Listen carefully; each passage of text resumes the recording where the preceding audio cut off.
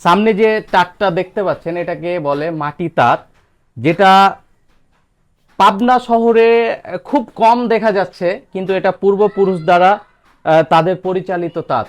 বছরের পর বছর এ বিলুপ্ত প্রায় তাঁত এখনো টিকে আছে, যেখানে যান্ত্রিক শহরের মেশিন, যেটাকে পাওয়ারলুম বলে, সেটা এসে ভিড়ে বসেছে।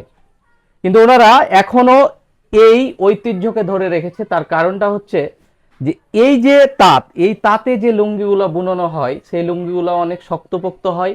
আপনারা যে তাঁতটা দেখছেন এই তাঁতটা কিন্তু পাবনার একটা ঐতিহ্য। এটা বংশ পরম্পরায় পূর্বপুরুষ থেকে এখন অবধি এটা টিকে আছে, কিন্তু এটা অনেকটা বিলুপ্ত প্রায়। এই শিল্পটা তাদের কাছে একটা গর্বের শিল্প, কারণ এই তাতে খুব নিখুঁত লুঙ্গি তৈরি করা যায় এবং শক্তপোক্ত লুঙ্গি তৈরি করা যায়। এবং এই তাঁত দিয়ে যে লুঙ্গিগুলো তৈরি হয় সেটাতে তাঁতিদের একটা ভালোবাসার ছোঁয়া এবং কষ্ট লেগে থাকে। একটা ছেলে বা মেয়েকে যেমন লালন পালন করতে হয়, তেমনি নিপুণ হাতে এই লুঙ্গিগুলো তাদেরকে তৈরি করতে হয়।